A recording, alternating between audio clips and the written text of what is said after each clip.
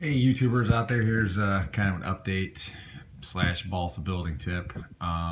So I talked about in one of my earlier videos about painting the inside of these fuel compartments, and I usually do it black because of, that's my thing. Well, I decided to step away from that to try to match the color on some of the covering. So there's a little peek of it there. Unfortunately, it's a little bit bright, but nonetheless, I'll sort that out probably with another layer of what now I believe is the right color. Anyways, I used on this one Tester's enamel, the little teeny jars that you'd get for the plastic models that probably a bunch of us did as kids.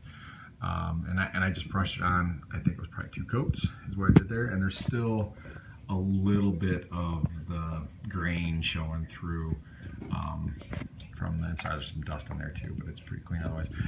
There's showing through anyway. The grain showing through from the balsa itself. I'm not worried about that at all.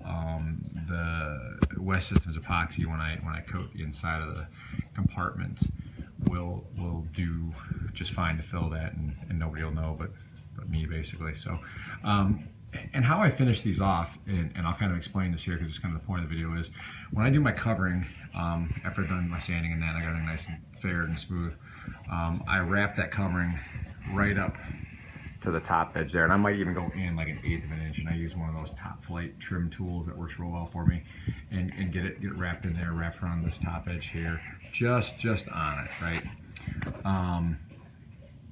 And then I go through and do the final step for my department, which is to do the West Systems, right? And I make sure I'm touching the edge where that monocoat seam is, and that does 2 things. It seals it permanently, and then it also just makes sure that fuel can't ever get under there and for the covering to start peeling away there, because once the fuel gets under it, it's really hard to get things to stick again.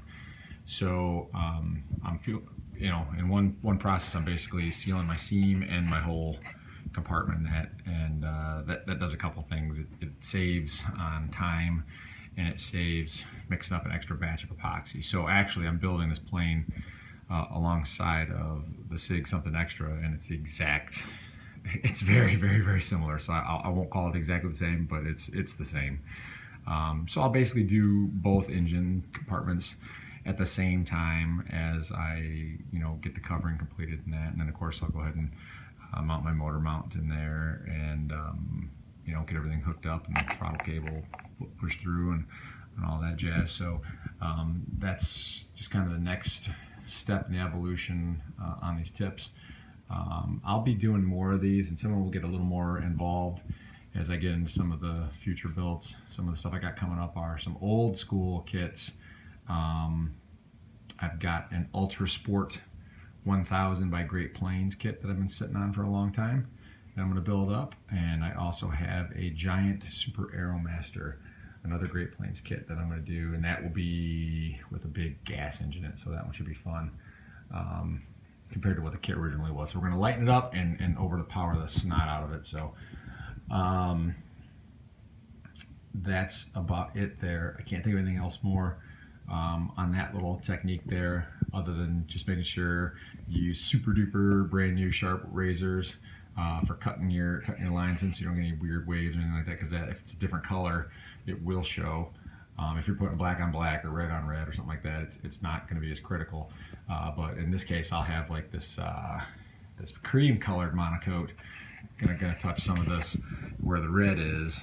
So you want to make sure you have a real nice line, because that will stick out like a sore thumb if you get sloppy with it. So now I'm not like wicked critical of that, because I build my planes to fly them. I don't build them to enter them in shows or anything like that.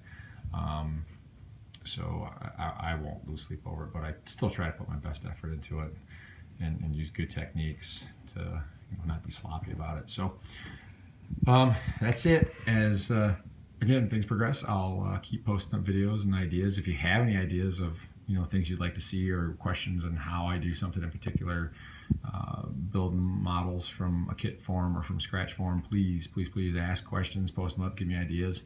I'm all about it, and I hope to keep on doing this and grow a little bit of a following. So anyways, that's it. Thanks a lot. Have a good evening.